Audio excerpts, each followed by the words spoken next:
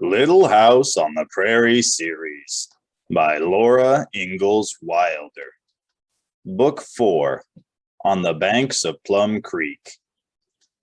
Chapter 7, Ox on the Roof. Now Laura and Mary had chores to do. Every morning before the sun was up, they had to drive Spot to the big gray rock to meet the herd, so that Johnny could take her with the other cattle to eat grass all day.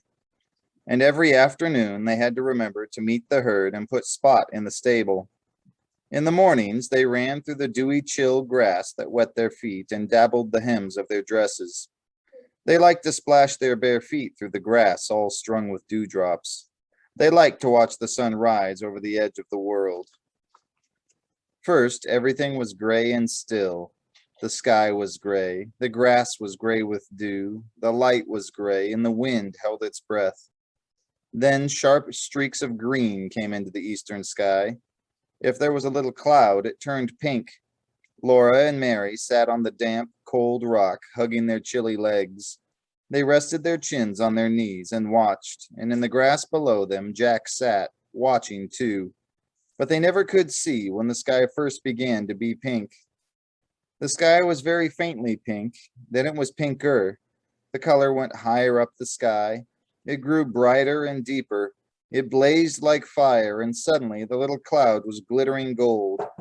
In the center of the dazzling color, on the flat edge of the earth, a tiny sliver of sun appeared. It was a short streak of white fire.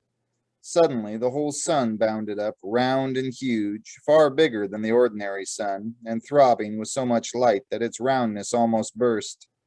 Laura couldn't help blinking. While she blinked just once, the sky turned blue, the golden cloud vanished. The everyday sun shone over the prairie grasses where thousands of birds were flying and twittering. In the evenings, when the cattle came home, Laura and Mary always ran fast to get up on the big rock before all those heads and horns and trampling legs reached them. Pa was working for Mr. Nelson now, and Pete and Bright had no work to do. They went with Spot and the other cattle to eat grass. Laura was never afraid of gentle white Spot, but Pete and Bright were so big that they could scare anybody. One evening, all the cattle were angry. They came bellowing and pawing, and when they reached the big rock, they did not go by.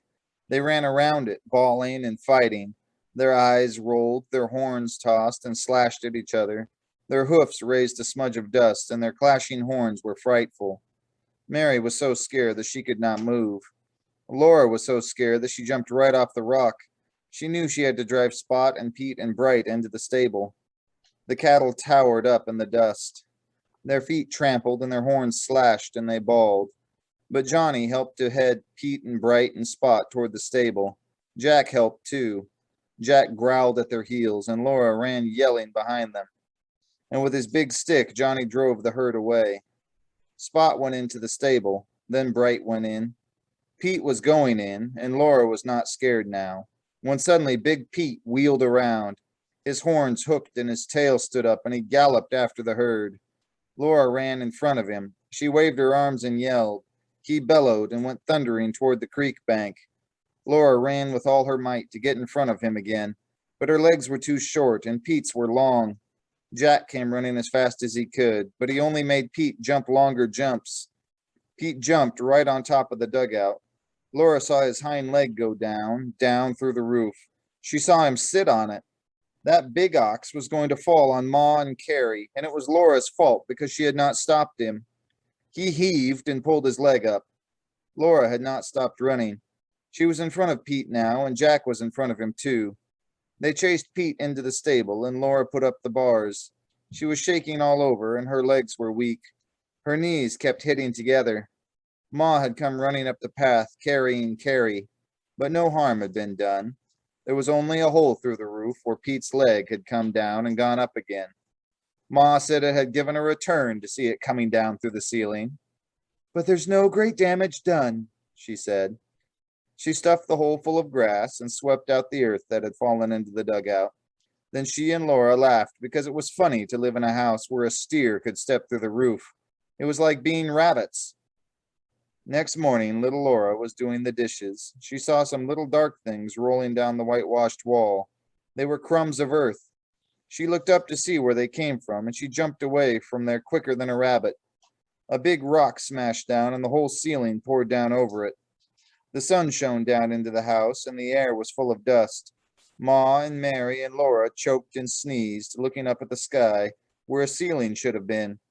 Carrie sat sneezing in Ma's arms. Jack rushed in, and when he saw the sky overhead, he growled at it. Then he sneezed. "Well, that settles it," said Ma. "What does, Ma?" Laura asked. She thought Ma meant that something was settling the dust. "This does," Ma said. "Pa will have to mend that roof tomorrow." Then they carried out the rock and the earth and the bunches of hay that had fallen. Ma swept and swept again with the willow twig broom. That night they slept in their house under the starry sky. Such a thing had never happened before. Next day, Pa had to stay at home to build a new roof. Laura helped him carry fresh willow boughs, and she handed them to him while he wedged them into place. They put clean, fresh grass thick over the willows. They piled earth on the grass. Then over the top, Pa laid strips of sod cut from the prairie. He fitted them together, and Laura helped him stamp them down. "That grass will never know it's been moved," Pa said. "In a few days, you won't be able to tell this new roof from the prairie." He did not scold Laura for letting Pete get away. He only said, "It's no place for a big ox to be running right over our roof."